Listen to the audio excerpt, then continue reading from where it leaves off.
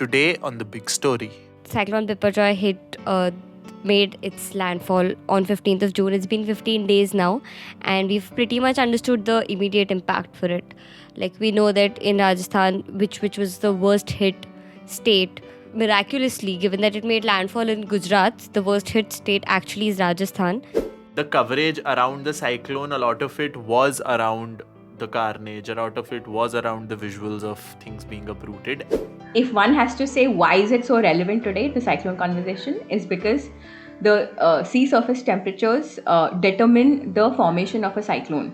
In my experience of studying Latur earthquake's impact after 20 years of the disaster had happened, in that particular study we came across this learning that people till that particular date were sleeping outside their houses during night times.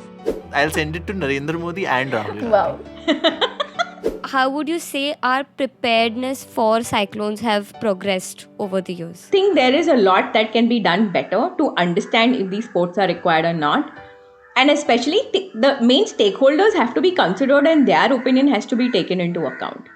So I want this episode to go to Bear Biceps. Okay. Oh, interesting. I want him to watch it and be like, हाँ मेरे को भी बीच जाना है, मेरे को ऐसा नहीं करना. Like whatever. Let's like.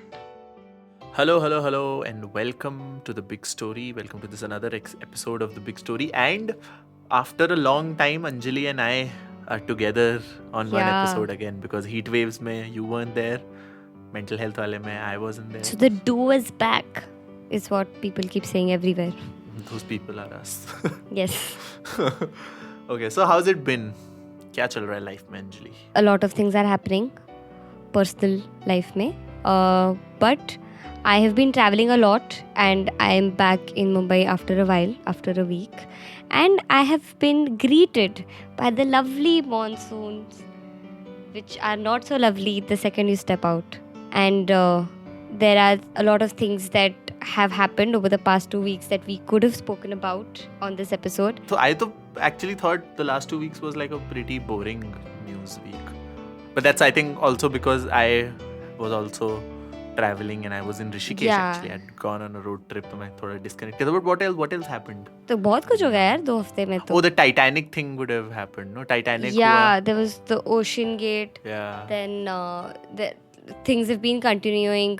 There was also the violence in Manipur. Then there is Westfield's protest ended. So a lot of things have been happening. And Modi ji is in US. Yeah, Modi ji is in US. Yes. So there was a lot to talk about, but we've chosen a topic and we've stuck with it. And today we're talking about cyclones. Like we all know. नहीं चलेगा जी, बहुत late हो गई. Too late हो गया, नहीं चलेगा. But that is our plan. We want you to think about it even when it's too late. Yes. So, like we all know, Cyclone Biparjoy made its landfall on 15th of June. It's been 15 days now, and we've pretty much understood the immediate impact for it. Like, we know that in Rajasthan, which was the worst hit state, miraculously, given that it made landfall in Gujarat, the worst hit state actually is Rajasthan, where, like, if you talk about the actual number of people affected by it, it is 58,000. And out of this, at least, like, there were 18,000 children. And, like, affected by, there were floods, there were power outages, there were roads and buildings that were damaged. And a lot of houses were also destroyed. So, like, the memory is fresh. We know that this is the kind of damage a cyclone can do. But what we want to talk about today is go a step further and talk about what happens years after a cyclone has passed. Exactly. Because यही चीज़ है कि बिपरजॉय के time पे भी हमने देखा and I was in the newsroom when the cyclone was making landfall and we were looking at flipping through channels and other than the green screen footages of anchors with umbrellas and all of that, even other than that obvious weird journalism बोल लो अगर उसको, but even other than that, the coverage around the cyclone, a lot of it was around the carnage, a lot of it was around the visuals of things being uprooted. And while it is obviously very important to highlight those factors, I think the human impact of it कहीं पे थोड़ा सा ऐसा पीछे रह गया था, which is why this is our little teeny tiny कोशिश to talk about that, not specifically in Biparjoy's context because obviously not so much time has passed, but we'll be talking about cyclones and somewhere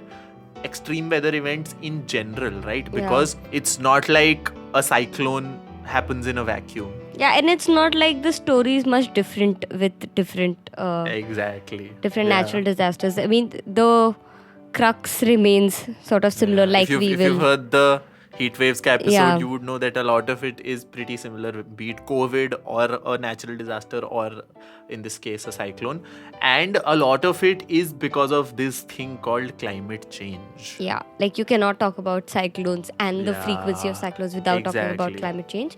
But like, to just give you a crash course, if you just come up to me, what does climate change have to do with it? It is because the formation of a cyclone is pretty much dependent on, not just, but it is highly dependent on the surface temperature of your oceans. And there is a threshold, and if the temperature surpass that, then the formation of cyclone is much more frequent, it is much more severe, and that is what we're seeing.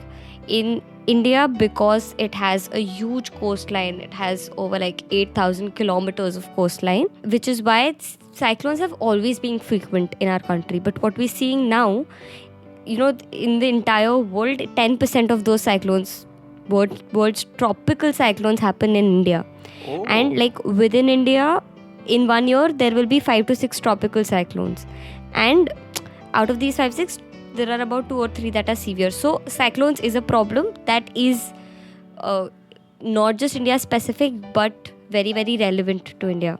Yeah, it's relevant, and the effect is also like, I mean, it's a very India specific problem, I would say.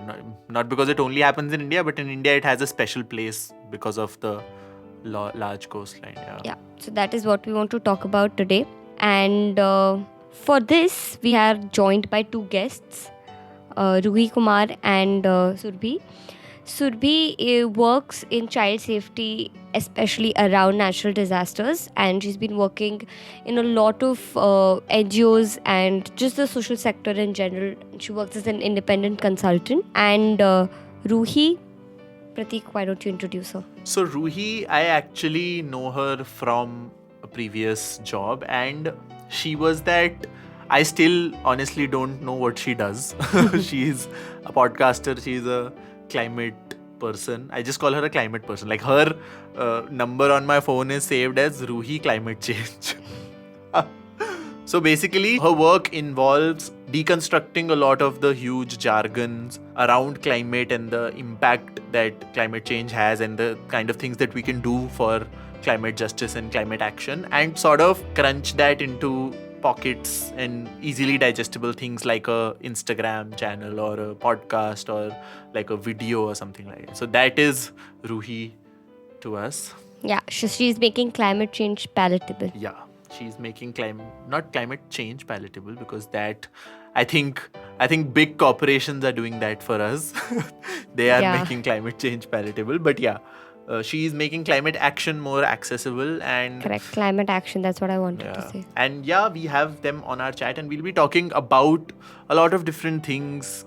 Basically, chal kya raha hai coastline mein Indian, because I am as far away from the coastline as there can be. And I'm as close as one can be.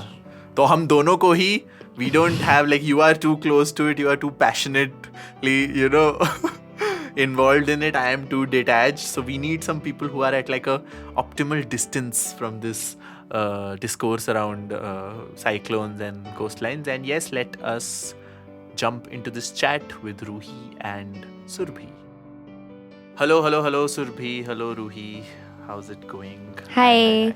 Welcome to the big story. Hi. Thank you very much for having us. Surabhi, first of all, thanks a lot for giving us time during your exams.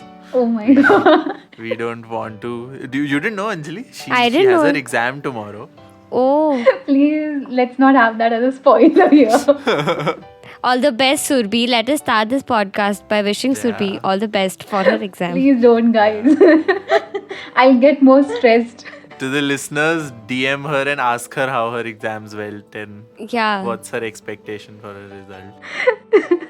Come on, guys. So we hope that this discussion doesn't take away from your prep time, and also we'll keep it short and sweet. So I guess the beauty of this conversation is that this is like a revision for me. Oh, wow. Because it's again on the same topic. So What is your exam about? We'll try to ask you the most relevant questions to that. हमारा podcast topic रहने दो. आपके exam का topic Please हमारा don't. topic है. Send us your syllabus list. We'll keep asking questions between the three of us, and तुम्हारा revision हो जाएगा. Oh my god. Or Ruhi, what about you? Do you have any interesting exams or something that you are looking forward to? No, I don't have exams. I'm just sort of interestingly, I'm going to record even after this with a friend because we have like a laundry list of ideas which we never do anything about. So now we've decided we'll just record it and put it out to the world. And what is that about? Just like curious ways of talking about cultural problems today, or environmental cultural problems together. Is this going to be part of your podcast only, the J Queen? Yeah. It'll be on my stream. Just like a random thing to drop in and just like. But we are all for shameless plugging of anything that you're proud of. So if you want to plug in your podcast, please do. Oh, cool. Yeah. It's called J Queen's Podcast. It's on Spotify, and hope to make it more regular and, just sort of like put my perspective out there. I think every podcaster in the world says that we hope to make it more regular, but never do. Hey, please, this is part of the process. Thank you for inviting me. Yeah. और अंजलि, तुम्हारा क्या चल रहा है? I am, like I said, battling the Bombay rains and trying to get from one place to another without having to carry a change of clothes everywhere I go. Gumboots kharid lo. Gumboots is important. Yeah, thankfully I haven't had to step out as much. Okay, so talking about rains and, battling the weather and climate, this episode, just like a previous episode that we did about heat waves, is about climate because I personally don't want to stop talking about it, first of all. Amazing. किसी ना किसी तरह से we want to bring this back into the conversation. So last time we talked about heat waves. This time we are going to be talking about cyclones. And cyclones not from a very news cycle point of view because हो गया अभी पिछले 1-2 हफ्ते से अगर तुम news देख रहे हो, so you know all about cyclones, but we sort of want to talk about what happens after a cyclone, what is the real human impact of a cyclone, what are all the things about cyclones that usually are not talked about in the public domain, right? Yeah, and strategically we are talking about it once the cyclone has sort of now passed. We definitely planned this, that we would also talk about the long-term impacts after the cyclone has passed so that, it is fitting. Good point. So let us just start from the very, very basics. Ruhi, I'll start with you. What is a cyclone? And how's the cyclone situation in India? How has it been historically? So cyclones in our part of the world, in the Indian Ocean, as we know, between Arabian Sea and Bay of Bengal. Bay of Bengal is known to have more cyclones because of how that ocean basin that side is and how the currents are. Yeah. And in general, cyclones are not necessarily like, there's this whole thing about like climate change is causing cyclones. I think that's fairly strange statement to say because cyclones have been happening since the beginning of time. Right. But yeah, there are more larger questions of why they're happening in this manner right now and how often and how frequent and with their intensity. And in India, per se, our coastline, which is east and the west coastline, the east coast is more susceptible to damages and more vulnerable, which is like our states of Andhra Pradesh, Odisha, Tamil Nadu, West Bengal, right? And in terms of how they're formed, there's a whole science to it in terms of like the low depression and, what is the actual, science behind it. But in short, if one has to say why is it so relevant today, the cyclone conversation, is because the sea surface temperatures determine the formation of a cyclone, So the warmer they are, the temperature, it's likely that more low pressure areas are formed. And you can look at any of these international or Indian reports, like the IPCC report is really the big one that everyone goes to, right? Ruhi, sorry to interrupt. Can you just like give the abbreviation for IPCC? Sure, it's the Intergovernmental Panel for Climate Change. Yeah. Okay. And they have many different reports. There's one on cryosphere specifically, which is on the oceans. And there's, of course, they came out with a land usage report very recently, which is very unique. And then they come out with the overall reports of the predictions. So those reports become like the go-to point in terms of, what is the situation scientifically around the world for our planetary systems. So that report and as well as Ministry of Earth Sciences came out with a report 2 years ago.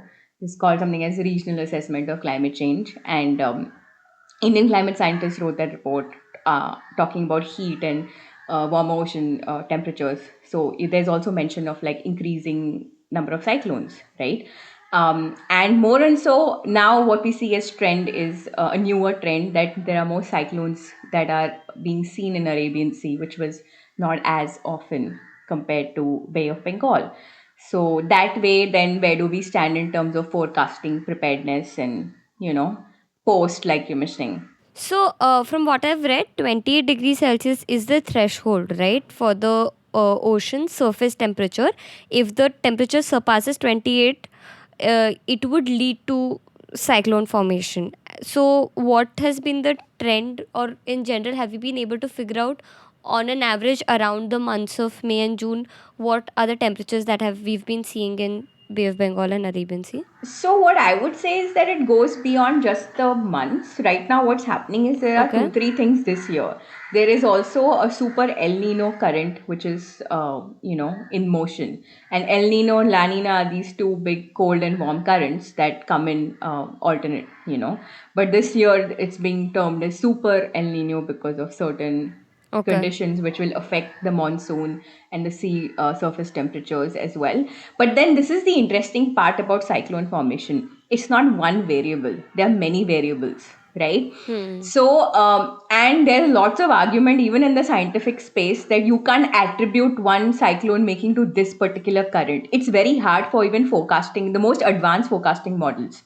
So hence now it's most about what I have seen from a lot of climate scientists, especially the ones that we all follow on Twitter or in the international academic space, and even especially from India, they're constantly saying that one can say that there is a climate footprint to a lot of extreme events, and including cyclones, right?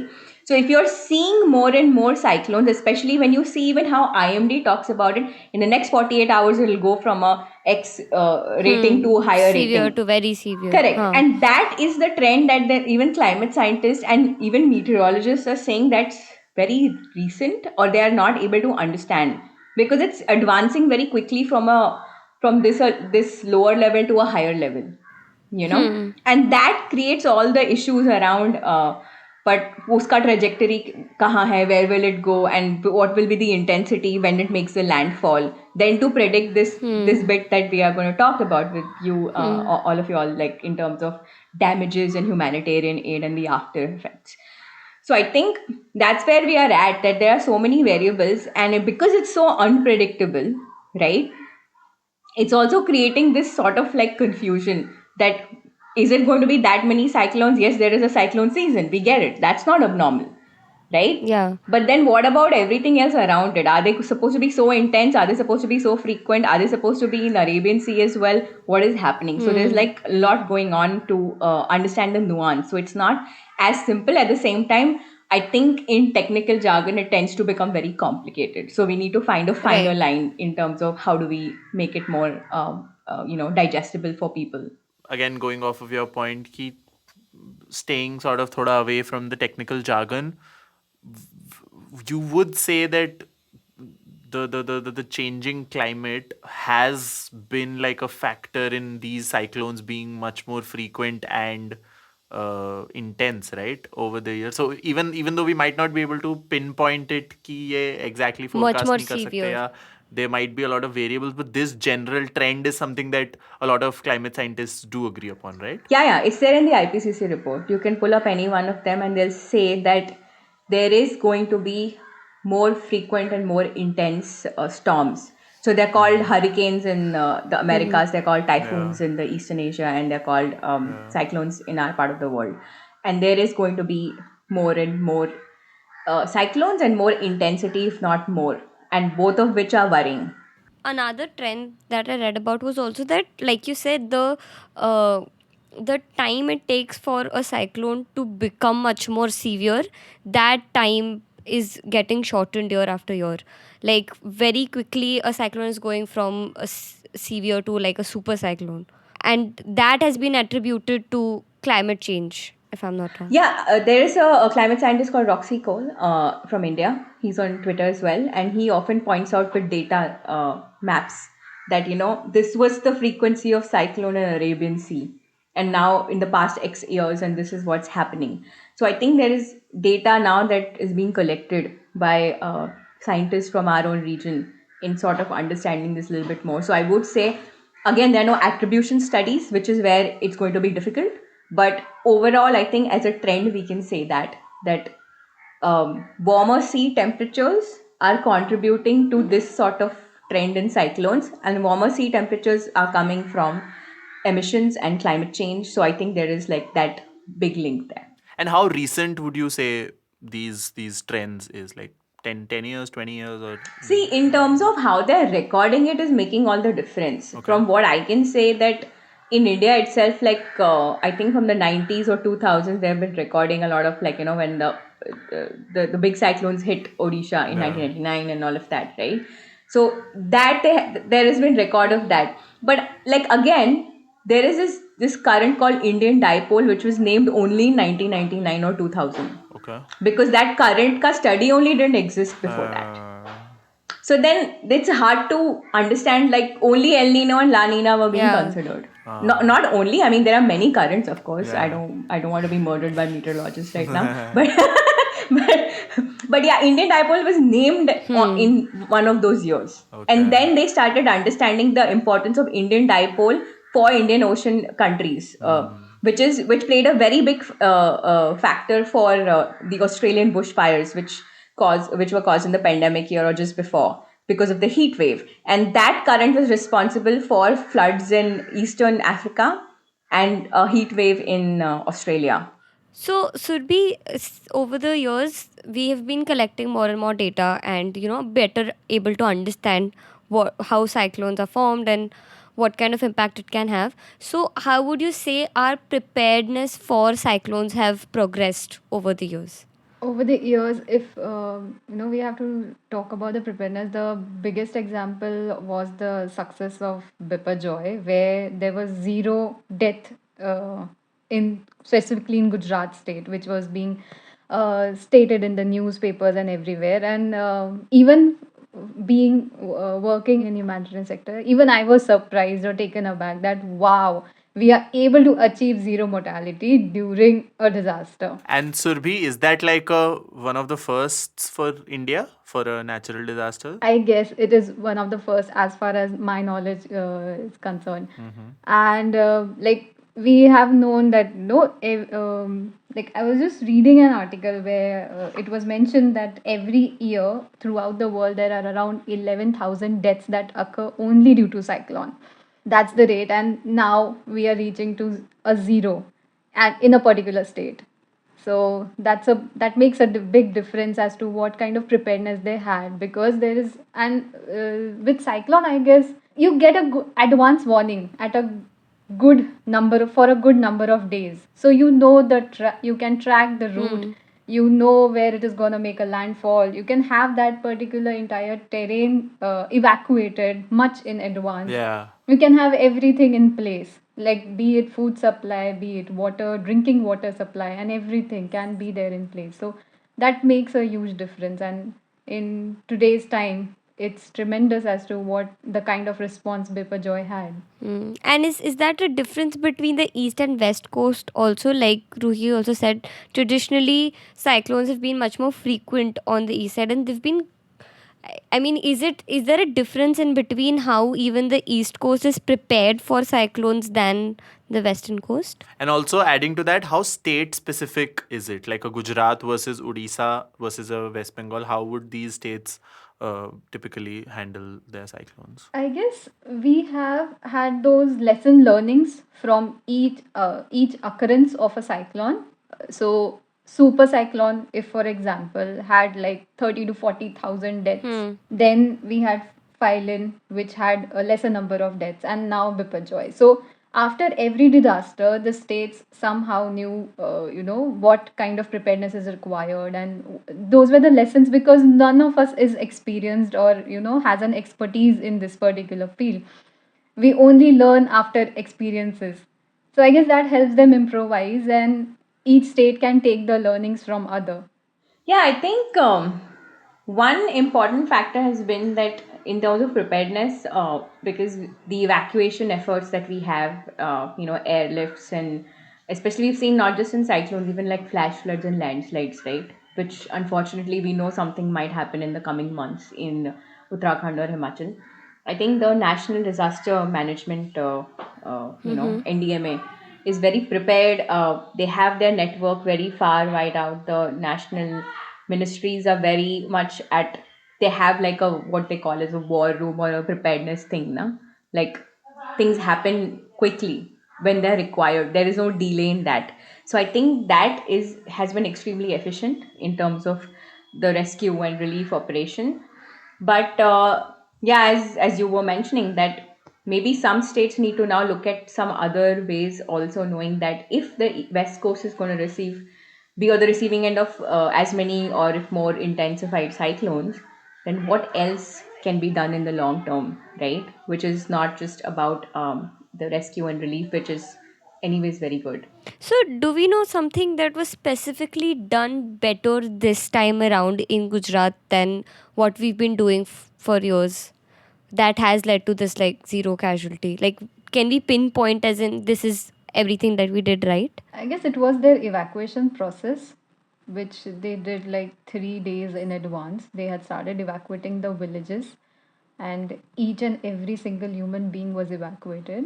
Like one of my very close friend was very close to the landfall area, and I had this conversation with her as well, and that is what she had also experienced, that all the people in, especially living in the villages, have been evacuated, and I guess that is what made the difference. And their health system was in place, their relief vehicles maybe or rescue vehicles were in place. So there was a video that went viral, that an ambulance, after the landfall, the ambulance was making rounds Oh, in a very heavy wind. So that, I guess, is also what, the people were so courageous, and they were mentally prepared as well for it, that right. there is going to be such a situation. So I guess that is what makes a difference, when you are not just physically in place and you don't have your institutions in place, but you also are mentally prepared to be working on ground during the impact. Yeah, and I suppose that would require a lot of trained capacity building staff, right? So, maybe from your work, Yeah. you can probably add that, like how people are trained in order to do that groundwork, and for that crisis mode, because that's different from working in a program, on a ongoing long term thing. So NDRF, that we all know, National Disaster Response Force, that is one organization that does the heavy chunk of rescue and relief work. Apart from getting more help from the army and everybody else and other voluntary organizations coming in, but these are the first people to be responding to any disaster, be it there. And they have had those trainings. These people are recruited mostly from NCC, which we all have been through during our school days and everything. So, and they go through a rigorous training of not just rescuing people's life, but also how to do first aid, how to have first aid done without any supplements as well. Like if you don't have Yeah. anything, but whatever you have in your hand at that particular moment, be it your t-shirt, be it your rope, be it a wood, be it a stick also. So those are the kind of operations that they are trained into in taking care of. So I guess that is what makes the difference also at the same time.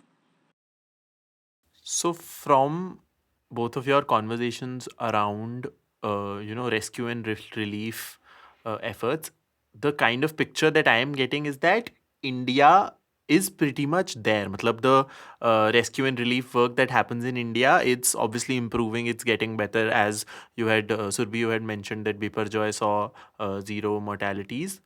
That sort of means that we are sort of like, getting better, and we are at an acceptable level when it comes to immediate rescue and relief work.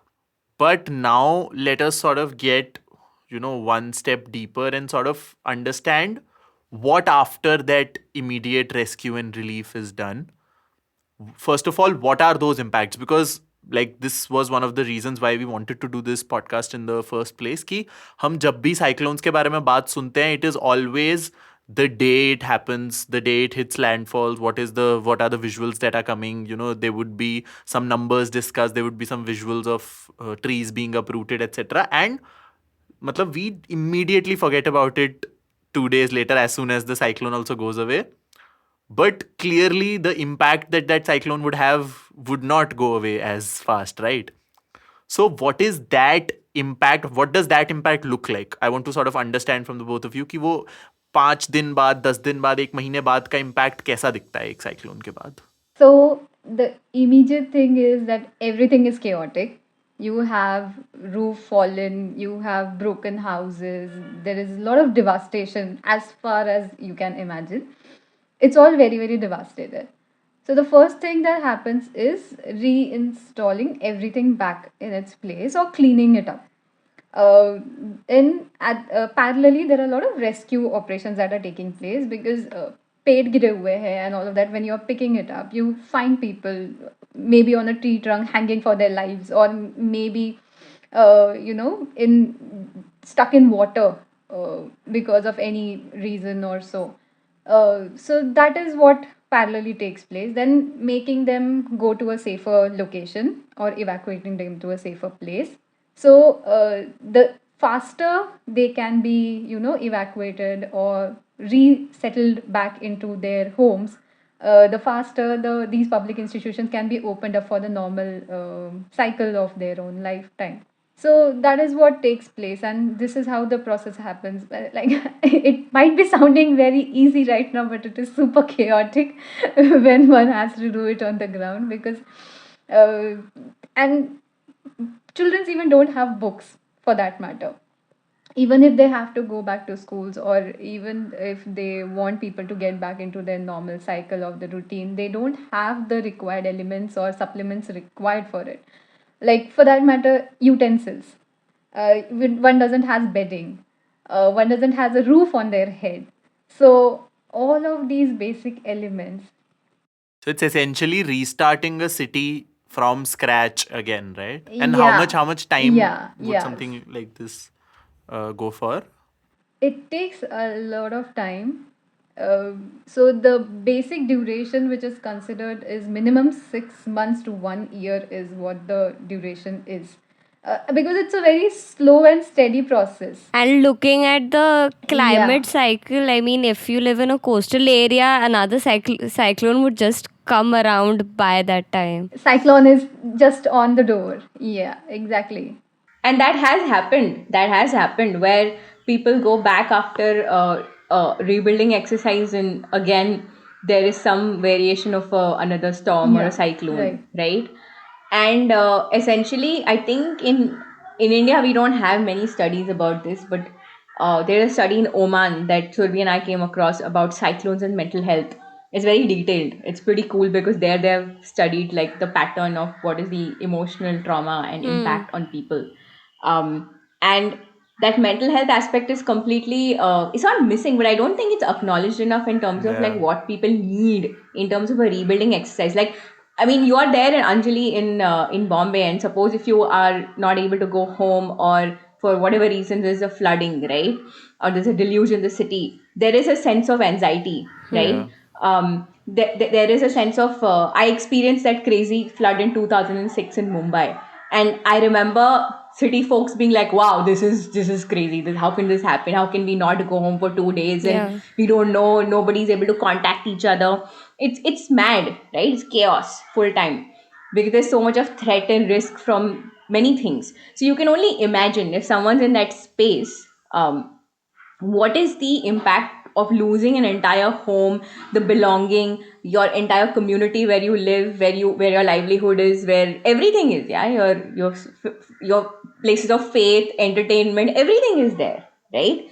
And trauma like this doesn't sort of leave you even after you're settled. Like, because this is like a funny thing that I notice about people in Bombay, that थोड़ी सी भी बारिश गिरती है, they go back to एक बारी मुंबई में बारिश हुई थी. So I can only imagine कि, and Bombay people are the most, like the kind of suburban people that we talk to, they are the most privileged, they are the most comfortable people now. It's not like they have to every year, resettle their whole lives. And they are like, हल्की सी भी बारिश होती है, they're like, एक बारी बॉम्बे में याद है बारिश हुई थी. And you suddenly go into that. So I can only imagine कि what would be this lasting trauma in these communities, right?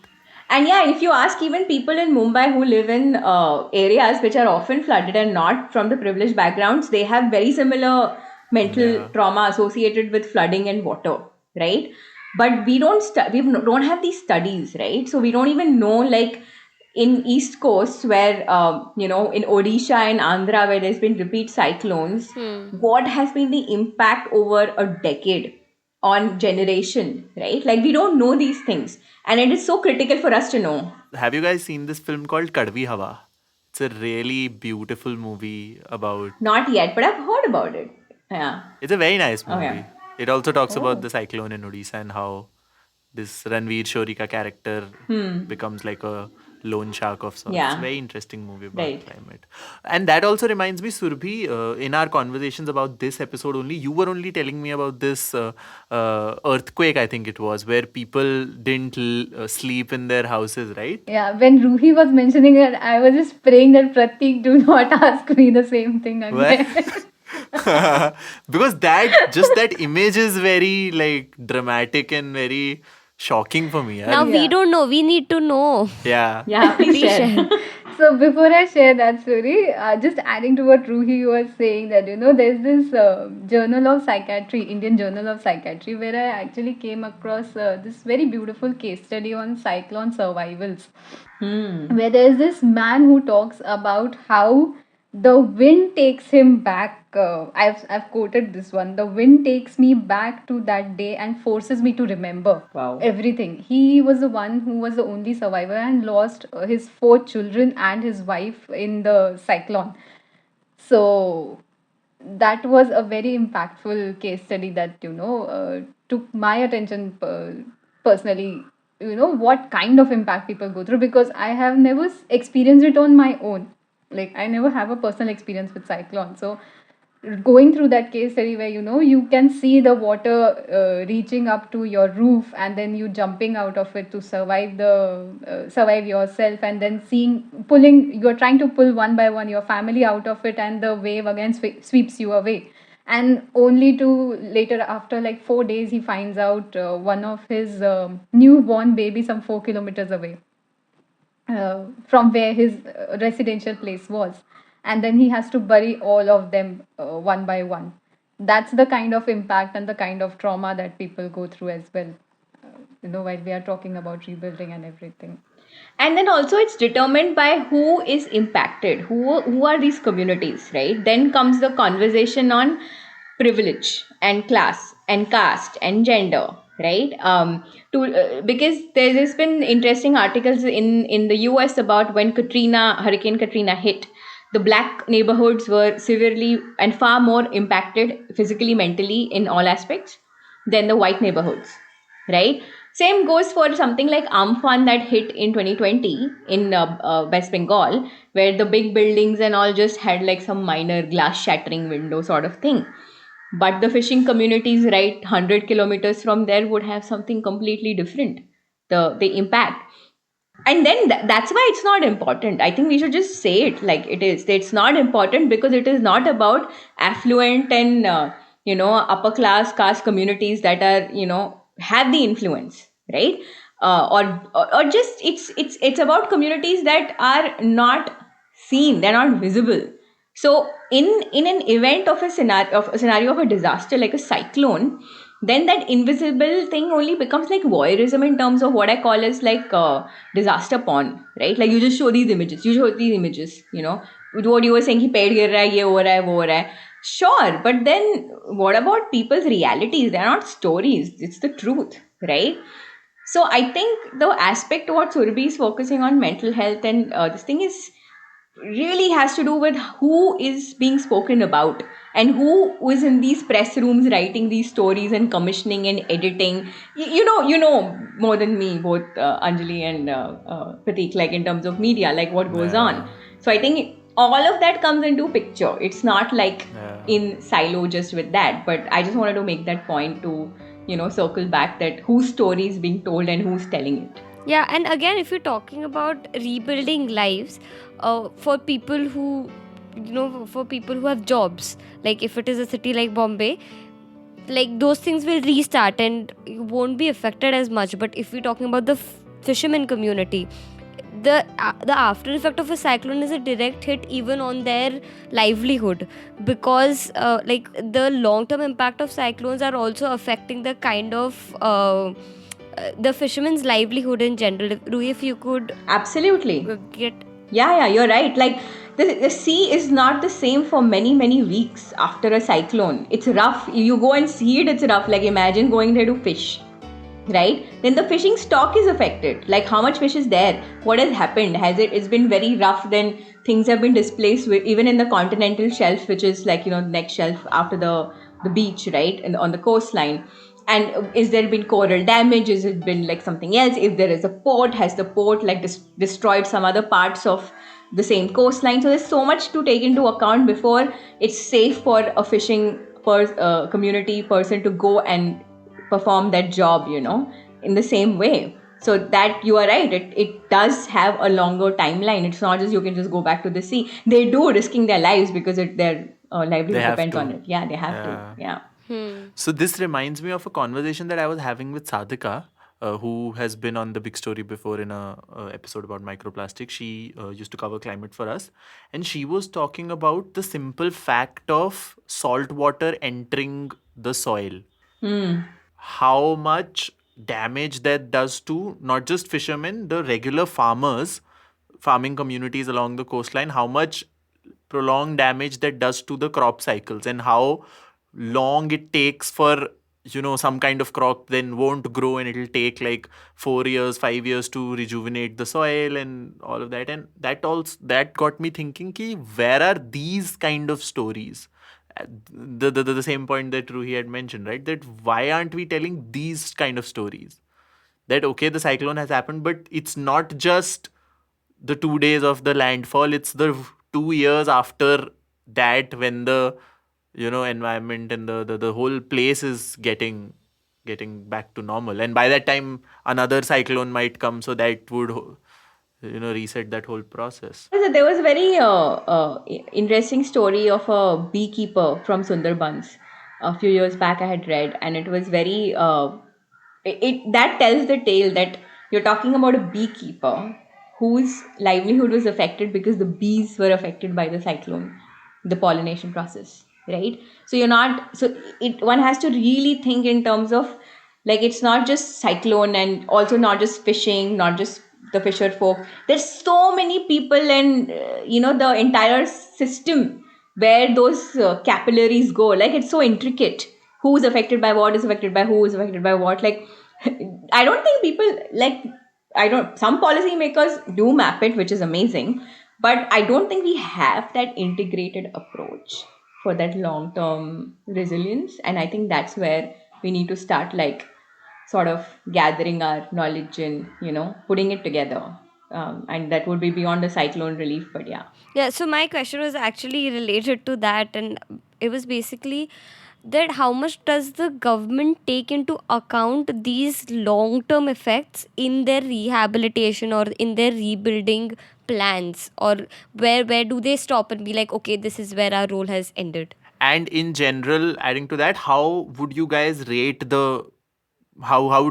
India's performance as a country with these longer term solutions? Because as we had sort of established, ki short term relief and rescue mein we are pretty much there. But what about these long term rehabilitation, I would say? I think now we should do chits after every question. I will pick out a chit and I'm going to read out a name. Surabhi, why don't you go first? No, I guess when it comes to long-term relief or rehabilitation process, I guess India has a long way to go as of now, because like I was mentioning about this reconstruction and rebuilding process, it's not that easy to even allot the land first and then get the approvals from so many different departments, and they all come together to work again back. So there's a lot of back and forth also that takes place of paperwork and all of this process. And somewhere, like Ruhi was mentioning earlier about this ecosystem protection and damage that takes place and the protection that is required.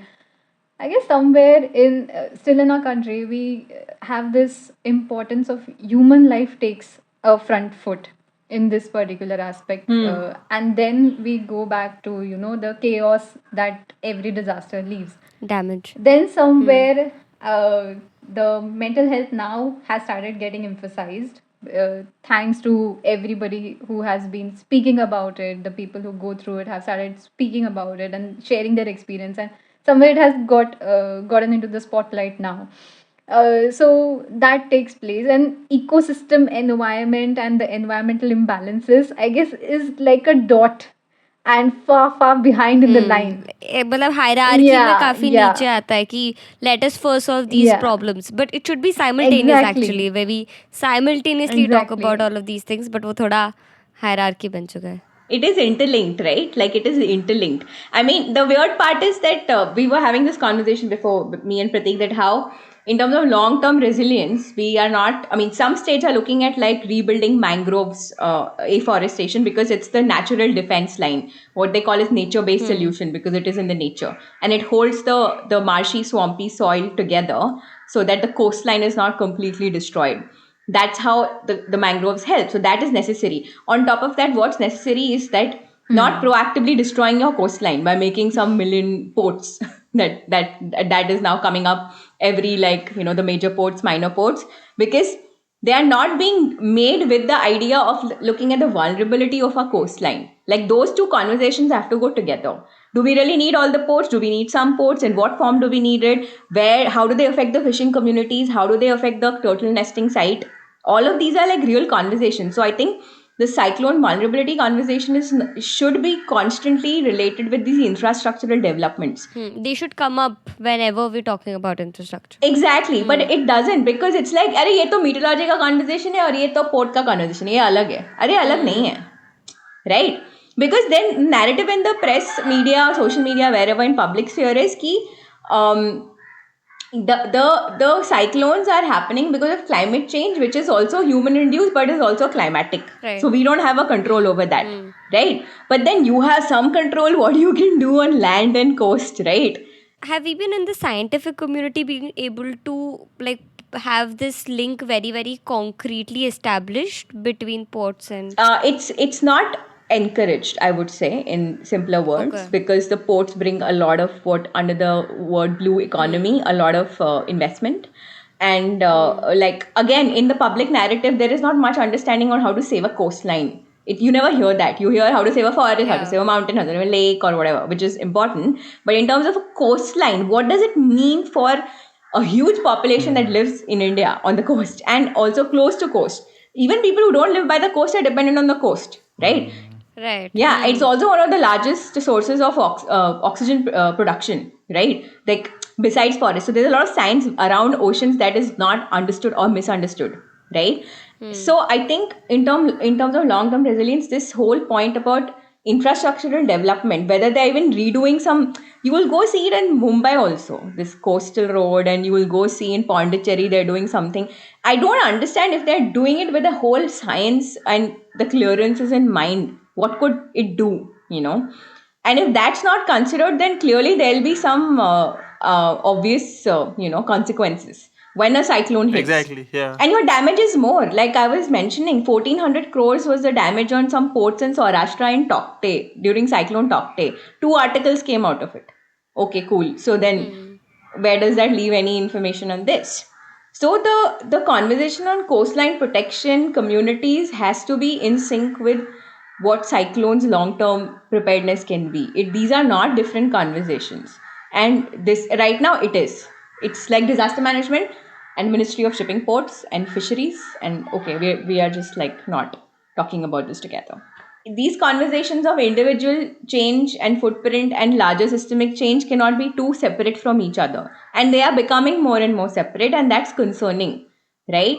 Because what does it then mean to go to some coastline, some beach where there is a big port built and there is a fishing community that's dependent on it, because the port is going to bring super trawler companies to fish, and then what will happen to our local fishing communities? Will there be enough fish stock? They fish in a way so that they can keep fishing for the next, I don't know how many years, generations even. Yeah. But the super trawlers have something as a bycatch. They put this entire net and they take out dolphins, turtles. वो नहीं चाहिए तो वापस फेंक देते हैं. So imagine like how much is being plundered in the ocean, right? Because of these other side effects that happen because of a port and the industrialization that comes in. And sure, ask the question, is a port needed? It's not about yes or complete no. You have to ask that question for every infrastructural project today. Why is this needed? What will it affect? Isn't the fishing community's job as important as the jobs that the ports will bring? Are you saying one is less important than the other? So there's so many factors to be considered, right? Also, this also brings me back to the short-term response, where both of your reasoning sort of reiterated the fact that different departments sort of came together, right? Media, evacuation, police, disaster management, NDRF, all of these came together. So even for a long-term solution, a Ministry of Shipping and Ports and a meteorological department will have to sort of work together, right? Because we've seen कि short term में जब साथ मिलके काम करते हैं, however cliche it might sound, but जब साथ मिलके काम करते हैं तो it works. We have seen this in the short-term solution. It's not a cliche. I mean, it is कि ऐसा सब मिलके 5 उंगलियों से मुट्ठी बनेगी, but this works, right? Yeah. So even for a long-term solution, when we're talking about something like ports and how that will affect the communities in the long term at the time of a cyclone, these decisions will have to be taken much more in advance. Because just making them and then realizing कि oh shit, this is now causing more damage. I mean, आपने लगा दिए 5,000 करोड़, उसके बाद क्या? वो भी taxpayer money, a lot of it, right? So I mean, come on, man. Like I pay tax, but what do I get? Yeah. So you paid 500 crores to make the port, and then the cyclone will come that will cause 200 crore ka damage, which you will rebuild. It's a vicious cycle. Using more of the taxpayers. So it's like it's kind of like, what are you doing? Yeah. But I have a very it's a curious question that I have is, do these coastal areas, whenever there's an infrastructure project, there is obviously the environmental impact that should be assessed. But are they also built in a way to withstand these natural calamities, like let's say a flood or a I wanted cyclone? to say yes, but the answer is no, because I mean, it's basically the same issues as any other infrastructural project runs into. So there's an environmental impact assessment report, there is a public consultation, then something happens, something goes to court, something gets stalled. So it just goes in that trajectory. I don't think in India, and I wish the whether it's the corporations or ministries or other groups that lobby with these groups, practicing no to an idea if it doesn't work. जरूरी नहीं है कि idea propose किया है तो आप उसको बना ही दो. It could be wrong. A lot of times success is not going. It's just not going through with the idea. It's okay. Don't do it. Like reminding me of Jurassic Park. They were so concerned about whether they could, they didn't stop to think whether they should. Yeah, exactly. I mean, it's kind of strange, right? That sometimes like people just go ahead with it, and there's like hundreds of agencies involved and all of that. But yeah, coming back to your question, I think there is a lot that can be done better to understand if these sports are required or not. And especially the main stakeholders have to be considered, and their opinion has to be taken into account, right? I mean, more than anything else. So, yeah. So again, brings me to the same point where we started, that at the end, and all of these conversations sort of point to this one fact, that in the end, there are people who are at the receiving end of these decisions that we make, right?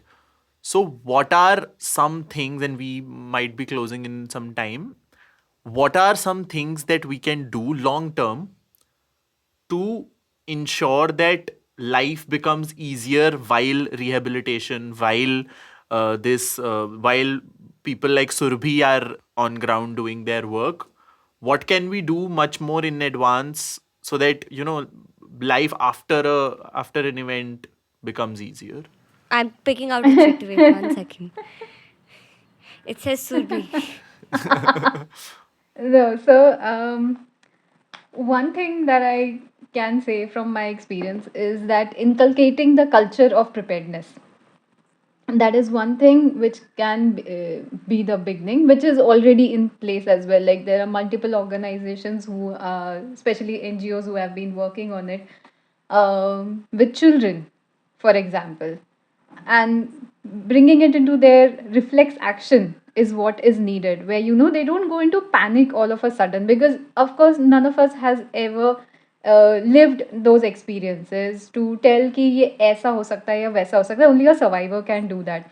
But giving them a picture of what to do, and bringing them into their day to day life, like this is a certain path that you have to take every day to get down from the building, or evacuate the building.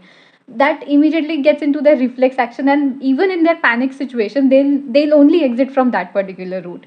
So that can be one thing which can be done. Inculcating the culture is one aspect, then mentally preparing them. And is it something that is done? Because I am assuming, like, this is my curious question, ki in these coastal areas ke schools, something like this would be a part of mandatory disaster management का जो classes होती हैं, and it would be a much more localized thing that they would be learning कि अच्छा इस particular city में these are some spots which you can go to for, this is your closest क्या कहते हैं relief camp and all of that. So is this something that is being done अभी?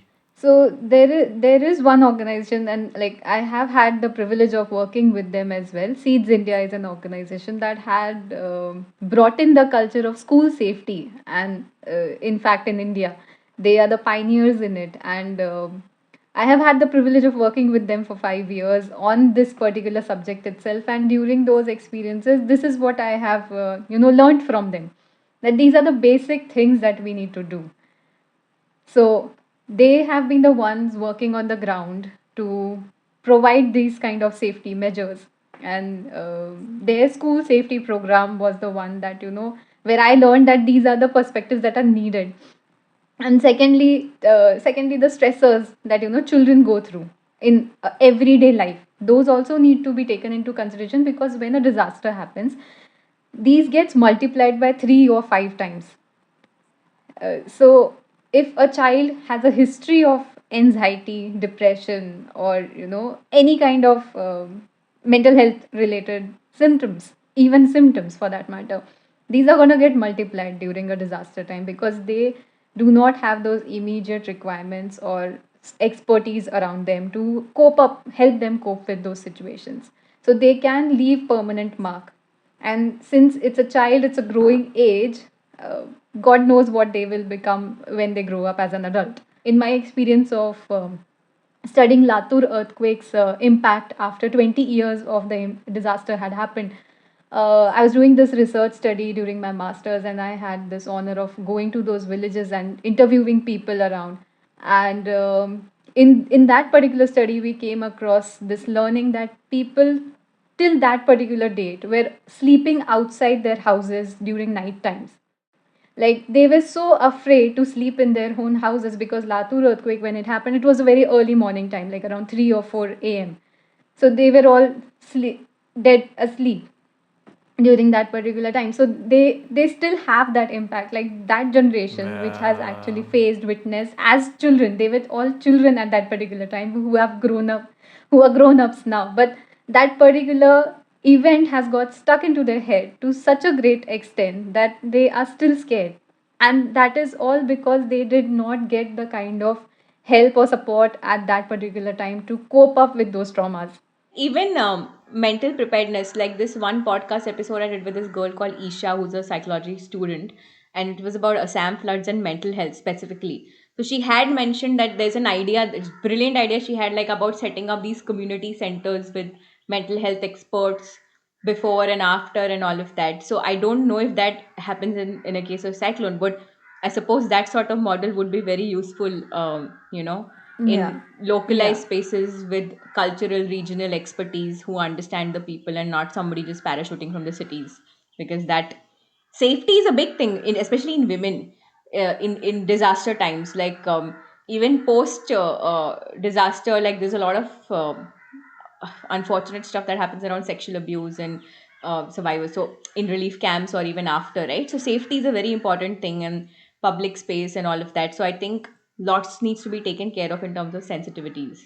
And like I was just adding to what Ruhi was saying, that if the person is belonging to their own communities, there is this trust bond that happens, and it's an instant trust because you have known that person maybe all your life, or maybe for a decade or a couple of years. So you know that what you have gone through and the experiences that you have, or the kind of traumas that you're going through, is what they have also shared or they have experienced, and they know what you're going to say. They can understand your mindset very well, they can understand your culture, they can understand your language. So everything, all of it just adds up. I was saying that a lot of these things can then be even replicated for a general scenario, right? Because something like what you mentioned, Ruhi, community centers or building these preparedness measures and focusing on mental health preemptively, this is something that while it'll help greatly in a disaster situation, in general, a city or a community, like somebody in Delhi will be Yeah, helped greatly because yeah, of yeah. something like this. Also, I want to just one last point on that is education in terms of long-term resilience, right? Like we keep talking about climate literacy in education. Right now, environment in all our school books looks very specifically, matlab, plant trees or pollution is there and all of that.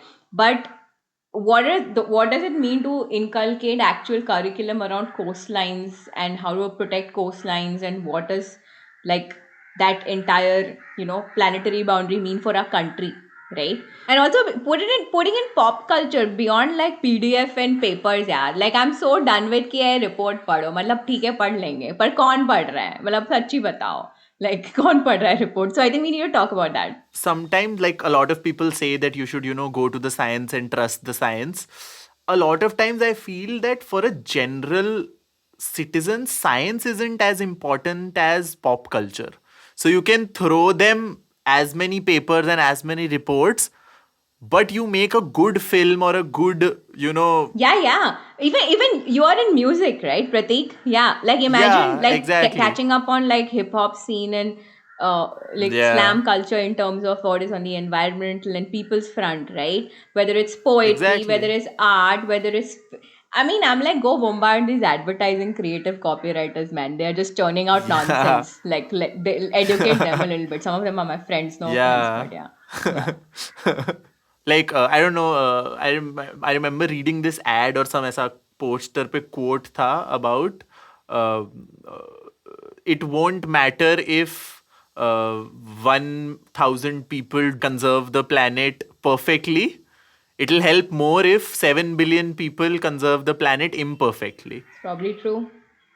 Yeah. So you do your थोड़ा थोड़ा करो, but अगर ज्यादा लोग थोड़ा थोड़ा करेंगे it will matter more than a few people trying to do so much, Yeah. right? So this is something that even the governments should focus on, right? Because a lot of these things like having measures in schools and having drills and all of these start these kinds of conversations from a school level, and as we had mentioned in our heat waves episode, have them as localized as possible.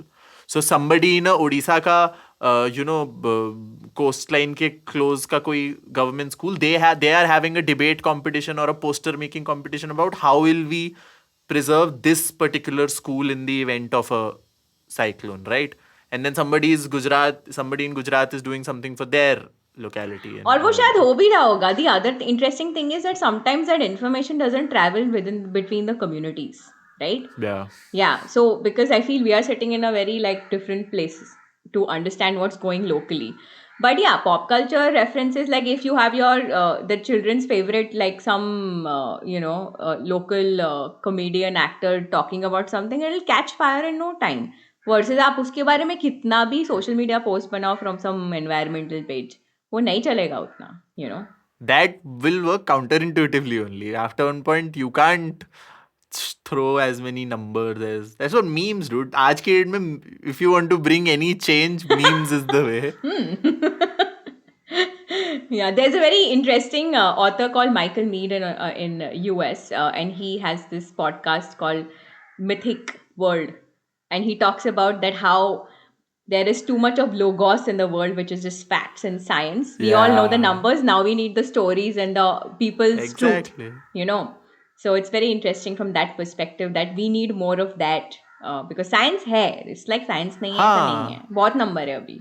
Interesting. That was a really nice chat. Any last words? Anjali, do you want to ask them the Aditya wala question? The three important influential people we should forward this episode to. That'll be interesting. Okay, so we asked this to Aditya as well. Who are the three influential people who you would want to forward this podcast to? And the boundary condition is कि तुम इनको, these are people who have the power to make the change. So all of these things and all of these methods that you have described to tackle this thing of cyclones, वो लोग ये सुनेंगे तो they'll have the power to make all of these changes. Who are those three people that you would want to share this with? Surabhi, you will only answer this first. Huh? Anjali chit निकाल लो. My chit says Ruhie, sorry. Cute. Three people now. Wow, I'm running out of. Kya? Okay, so maybe one person would be. This is gonna sound really random. Don't judge me. Okay. But I'm gonna go with the pop culture tone. So I'm not talking about policy mix. Yeah. So I want this episode to go to beer biceps. Okay. Oh, interesting. I want him to watch it and be like, हाँ मेरे को भी बीच जाना है, मेरे को ऐसा नहीं करना. Like whatever, let's ignitement. So whatever, controversial. Yeah. Second person would be I think it needs to go to somebody like what's his name, man? Kill me. The Bahubali director. Rajamouli. The RRR. Rajamouli. Yeah. Ah. Rajamouli को कुछ ऐसा ocean fantasy कुछ बनाओ जहाँ cycle. He'll make some slick Aquaman type movie about ocean conservation. तो बनेगा ना. Yeah, exactly. Nice. And one would be, it has to go to यार दो बात नहीं है, मैं तीसरा बताती हूँ. सुरभि तू बता. Okay, one is Nandita Das, because I would like her to bring out the perspective on women and disasters and climate change and Makes children. sense. So that is one. Second is Arvind Kejriwal. Not because he belongs to Maharashtra or anything like that, but I've seen him bring the change in Delhi. See, I'm already sending him the heat wave wala episode because Delhi doesn't have a heat action plan. Okay. So Yeah, ये भी but भेज he देंगे. he has brought some kind. He had tried to bring out a change and contribute towards air pollution control. So I guess this can also be something that can be impactful. Third is a very tricky one. I cannot think of a third person at the moment. I wanted to go. I mean again, like the President Murmu, because she's actually in her ministerial portfolio, she's held Ministry of Port and Shipping as well in the past. So in that sense of her political capital and who she is and her entire journey would be an interesting person to send to influence. Interesting. So Anjali, 5 mails draft करके रखते हैं. Bear biceps, Got it. Rajamouli, Draupadi yeah. Murmu, Arvind Kejriwal and Nandita Das. Nice. That'll cover a long list of people. Nice. और अगर कुछ ऐसा Interesting. music में चाहिए, I think we should send it to one music composer also, I feel. Rahman को भी भेज देते हैं. We have one slot left for Surabhi. Can I add Diya Mirza to it? Yeah. So दिया मिर्जा को तो हम अभी actually में भेज सकते हैं. Because we have worked a lot with her, so Diya Mirza ko to I'll send for sure. That actually तो is possible. Then Diya Mirza can probably forward it to Rajamouli or something. हाँ देखो ऐसा network के अंदर भेजो. हाँ 6 degrees of separation करके सब तक पहुंच ही जाएगा. We'll establish a full network, yeah. Great. Anything else you have in mind, Anjali, Surabhi, Ruhie? It was a fun chat. What are the 3 influential people according to you? For me, for one, it will be my dad because in my life he has a lot of influence. Other than that, I Fair think somebody. So I'll use my stock trading ka funda in this. I'll send it to Narendra Modi and Rahul Gandhi. Wow. So, because what I do is like while looking at stocks and all, this is not financial advice by the way. What I do is कि अगर ऐसा paint sector में invest करना है तो invest in Asian Paints and Nerolac because those are the top 2. दोनों में से कोई भी top पे होगा, it'll be profitable for you. So from that logic, Narendra Modi and Rahul Gandhi, whoever wins, I want them to talk about this issue in the next Man Ki Baat or whatever Rahul Gandhi does with his Man Ki Baat. I want to change one influencer, send it to one chef influencer. उसको पता चला चाहिए उसका मच्छी जा सकता है, वो फिर क्या बनाएगा life. Ranveer Brar, we can send it to Ranveer Brar. भेजो. Yeah, because in his like some prawn curry recipe, he'll talk about, because he usually does this storytelling and all anyway in his recipe. So he'll do this कि आपको पता है ये prawn कहाँ से आता है and all of that. Yeah. I think we've made a good list of people. Yes. And this would be a conclusion to the list and this episode. Yes. But it was really fun chatting with the both of you. We've gathered a lot Thank you so much. of stories, information, Yes. and the missing nuance in this conversation around cyclones. And we are so glad that we could look into the history and the future to understand this is where we've come and this is where we can go. So thank you so much for joining us on this podcast. We hope you had a good time. We had a great We had a time. great time. Thank you for having us. It was super Thank you fun. for having us. Yeah. Thank you, Surabhi. Thank you, Ruhie. So Prateek, how cyclone prepared are you? Although you live in Delhi, but how Yes. cyclone prepared are you? I am not at all. I am not even, dude, anything rain or water and all ना, मैं ऐसा fight, flight or freeze में चला जाता ना, I just freeze. I'd have no like defense against rain. हल्की सी भी बारिश आती है ना, I go into a cocoon. मतलब मेरे को बाहर ही नहीं निकलना. तो तुम तो रहने दो फिर मत ही आओ Mumbai. Even though I'm like a water person and मेरे को beaches वगैरह अच्छा लगता है, I like going into water, not like water coming onto me.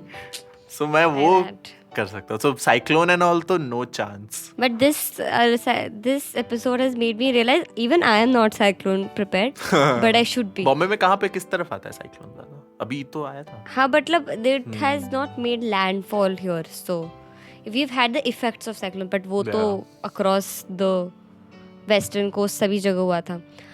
But what I have gathered from this conversation, and just like a summary to everything that we've discussed, is the impact of a cyclone goes beyond the next few days. It is very, very long term and it is very, very widespread. It is not just infrastructural, it is there's a lot of mental toll that it takes on people who live there. It affects people's livelihoods, and so I think even the public understanding of the impact of a cyclone is narrow and needs to be widened. And this, I would say, goes for any natural disasters, but more so cyclones, because we recent past maybe have a memory of a cyclone coverage. A lot of it is like very, as we were discussing, very visual, very infrastructure based. Where at some point we forget that there are people associated with these infrastructure. So even if एक पेड़ गिर रहा है या फिर एक road पूरी uproot हो रही है या पूरा एक building collapse हो रहा है, there are people who are living in those buildings. So while for those 2 days we might have that visual gratification of looking at a building crumble down, it is essentially our job as media consumers and also media people more so to, अगर हम उस 1-2 दिन के carnage पे focus इतना कर ही रहे हैं, so it's also our job to sort of look back and go back to those places 1 year, 2 years down the line and see ki chal kya raha hai. Because all of this I started thinking when Surabhi mentioned that story of the earthquake to me. Yeah. Latur earthquake, because that visual just doesn't leave your mind, right? Like 20 years after an event, people still have that PTSD. It's almost comparable to like when you hear ki army veterans कोई भी दिवाली के पटाखे सुन के they get anxious and all of that. It's just like that. Yeah. But clearly we don't treat them the same dignity when we are talking about coverage of these events. And in general I think climate का पता नहीं, climate को हम इंसानों से बहुत अलग करके देखते हैं. I think that climate is something that happens in a vacuum and how it impacts humans is something very different. Whereas we just established that it's not, right? Whatever is happening to a mountain or to a sea or to a hawa, in the case of Delhi, all of it is caused by humans and then it somewhere cycles back and affects those same humans or the same generations of those humans in a way. So it's very linked. It's not like कि climate एक अलग चीज़ है और human impact उसका अलग चीज़ है. Yeah, and even like through the research process of this, so many different angles of looking at a single event have cropped up. Like even I would not have known about, you know, the impact on beekeepers like Ruhie mentioned, because that is not something that comes to your mind when you think of a cyclone. But ऐसे ripple effect काफी चीजों पर होता है. Yeah. Which is why I mentioned the film that I was talking about, Kadvi Hawa. You like, even to all our listeners, you all should watch it, because the film is essentially about it's a human story, but it's caused by climate change, and it's not like a very in-your-face thing कि world is changing और ये हो रहा है. It's about a person who's a loan shark जो उड़ीसा से आया है एक इधर Madhya Pradesh, and his job is to जिन भी लोगों ने बैंक से कर्जा लिया है, फार्मर्स ने, उनसे पैसे वसूल करना है. Okay. Now Sanjay Mishra is a blind man who gives Ranveer Shori, who's the bank का person, information about all of these people. कि अच्छा ये यहाँ रहता है, इसने अभी बाइक खरीदी है, मतलब इसने कुछ बेचा होगा घर में, तो इसके पास पैसे हैं, तो अब जाके इसको वो करो, harass करो. तो it's like farmers are not able to pay their debt because crop has failed because of climate change. This guy जो उड़ीसा से आया है, his backstory is that his whole family got uprooted because of a cyclone, which is why he has to fulfill his targets as a bank worker. तो उसका भी financial crunch somewhere is because of the climate change. So it's such a beautiful human story with the climate crisis at the backdrop of it. And जो point that we ended on कि it's things like these, it's pop culture, events like these which will make a general person care about these more, right? So I think that is like a very striking thing that is missing all across from a lot of Indian climate coverage, I would say. A lot of it is still focused around numbers and carnage and itna hua. All of that, while yes, it is important, but I don't think it's as important as, people not being able to sleep in their houses 20 years after a earthquake, or like those numbers might alarm you for just then, but looking at people behind those numbers is what will actually make you think about it even hours later. Exactly. वो बोलते हैं ना, there was I don't know if it was I think some dictator or someone who said that a single killing is a story, a million killings is a statistic. So you care more about that single person's story more than like a huge statistic. So I think that was the purpose of this episode also, to contextualize the humans behind all of these events. Like I mentioned, we have made this episode a little later after the cyclone has passed, to make sure that whenever this episode pops up on your news feed, you know that okay, we are looking at something that happens much later, and it is also just as important to look at and not just when it happened. Exactly. Interesting. Nice. It was nice talking about cyclones and having this very different understanding. Maza aaya. Who are some people who you would want to send this podcast to? हमने तीनों I की thought we concluded that list back then. No, but तुमने अपनी list नहीं बताई थी, मैंने अपनी बता दी, सबने बता दी. हाँ तो मैंने जानबूझ के नहीं बताया था. I don't know. I feel like as much as you would want it to be about pop culture and you would want these people to know about it, eventually the people who will make the difference would be the policymakers. So See, when we have people like Rajamouli and Beer Biceps, I'm not too sure, dude. Beer Biceps might just have more pull than a policy person. but he won't be signing on those, get this clearance wala. But does he letter, have no? to? Matlab, like, he can just invite a politician on his show and discuss that. And But that's what I'm saying. incept All that of this, idea. like, even with our episode, we can make this public discourse. Yeah. We can cause the conversations actual around it. signatory Like, power. tangible चाहिए की अपने को. Election लड़ा जाए. या mangrove बनेगा ही. Yeah. इस चीज पर साइन करने वाले हम तो नहीं है. Hashtag mangrove यहीं बनेगा. Yes. Election लड़े अंजलि. So that मुझे नहीं लगता मैंने है ही नहीं पॉलिटिकल. Yeah, exact. But कभी-कभी पता है मेरे को ऐसा दिमाग ऐसा वो होता है, मन करता है सब कुछ छोड़ के let us fight election. नायक और दिमाग में आ जाती है कि एक दिन के लिए मरने मिले तो तुम क्यों ना बनो. एक दिन अगर मुझे कोई सीएम बनाएगा, I have no repercussions of what I do in that one day. Even I would go around firing every single person. Okay, so with that, I think we can conclude this episode. yes.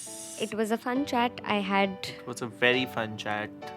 a lot Thanks of fun. a lot to Yes. Surabhi and Ruhie for joining us, and thank you to our listeners, to our amazing listeners, for being a part of this.